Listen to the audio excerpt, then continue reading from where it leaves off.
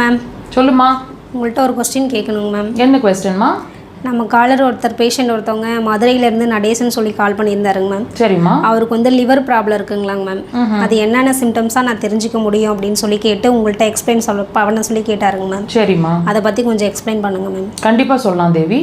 இப்போது liver complaint ஒருத்தருக்கு இருக்குது அப்படின்னா இதை சிம்டம்ஸாக முன்னாடியே காட்டுமா? கண்டிப்பாக காட்டுங்க. இந்த பதிவை பொறுமையாக முழுசாக பாருங்கள். கண்டிப்பாக நடேசனுக்கு மட்டும் இல்லை, உங்களுக்கான தீர்வாகவும் இருக்கும். கண்டிப்பாக பாருங்கள்.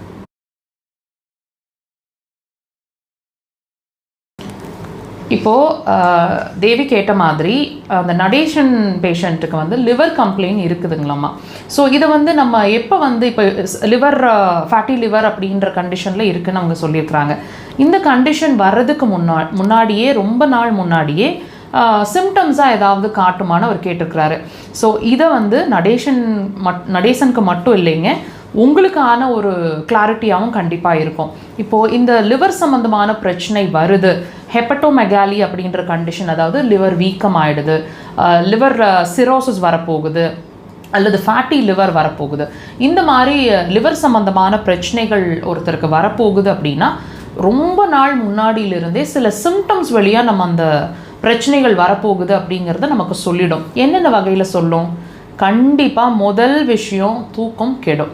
நீங்கள் நல்ல ஒரு 10 மணிக்கு படுத்துட்டு தூங்குகிற பர்சனாக இருந்துகிட்ருக்கீங்க அப்படின்னா 10 மணிக்கு தூங்கினா கூட 11லேருந்து 3க்குள்ளே கண்டிப்பாக தூக்கம் முழிப்பீங்க.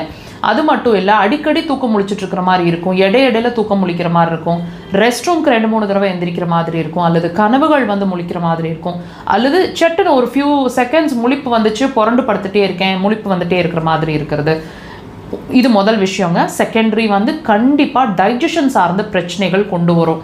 பர்டிகுலராக எண்ணெய், மசாலா, புளிப்பு, காரம், இந்த மாதிரி விஷயங்கள்லாம், டீப் ஃப்ரைட் ஃபுட் இந்த மாதிரி, அண்ட் நான் வெஜிடேரியனாக இருந்தால் நான் வெஜிடேரியன் சாப்பிடும்போது கண்டிப்பாக டைஜஷன் சார்ந்த பிரச்சனை, எது கழிக்கிறது, எது புளிச்ச ஏப்பம் மாதிரி வர்றது, அசிடிட்டி மாதிரி வர்றது, கேஸ்ட்ரைட்டிஸ் மாதிரி வர்றது, நெஞ்சு கரிச்சிட்டே இருக்கிறது, இந்த மாதிரி விஷயங்கள் இருக்கும்.